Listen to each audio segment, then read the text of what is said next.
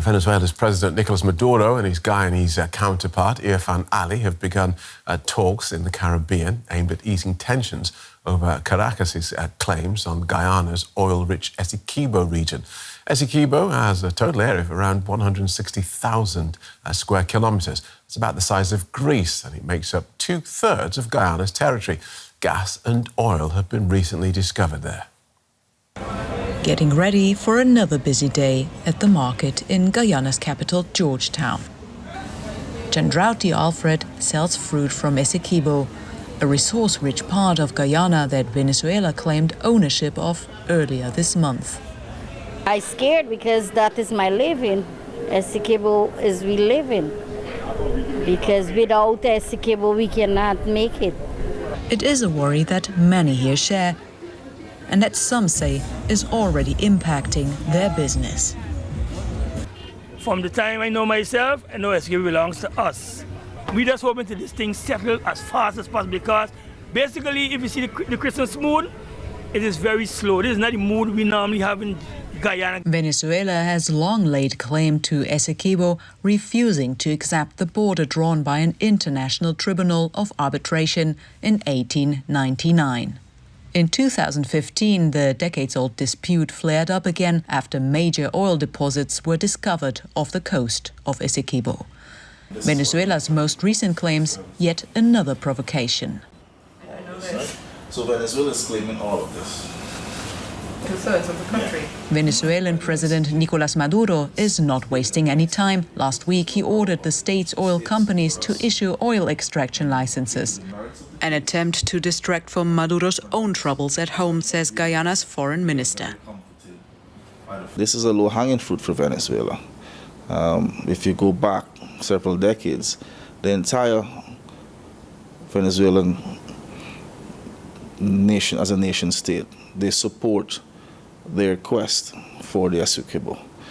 Whether it's the opposition parties, they teach this from cradle to grave. So it's something that they rally around. This is a rallying point for them. And it's really about bringing everyone closer to the flag. We want to continue with good neighborly relations. And instability between two countries can affect the stability of the entire region. So we're taking it very seriously. The dispute is now before the International Court of Justice, which has ordered Venezuela to refrain from taking any action in the region. I would expect, and of course the presidents themselves may have other goals, that they would try to do the people of the region a favor and ensure that violence and wars in excess of what we currently experience are spared. Caught in the middle, the locals here in Guyana hope those calls for peace will be heard. A report from DW's Latin America correspondent Nicole Ris, who joins us now from the capital of Guyana, Georgetown. Welcome, Nicole. Does anyone really expect an agreement to come out of these talks?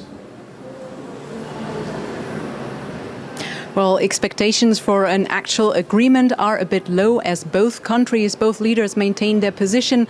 I think today is rather about de-escalating the situation. After all, these talks are also happening after pressure from neighboring Brazil. President Lula is very worried about a huge conflict in the region. But the positions of both President Maduro and President Ali maintain themselves. President Ali, for example, has said time and again that Guyana is not going to discuss any border controversy today. The foreign minister, when I talked to him, though, said that there is room for other talks, for example, about security, cross-border crime, migration, also the environment. So they're open to that, but they're not going to touch on the other issue. And President Maduro, on his side, obviously he wants his part of the cake. He wants the Essequibo region. He's already claimed that it is now Venezuela after the referendum.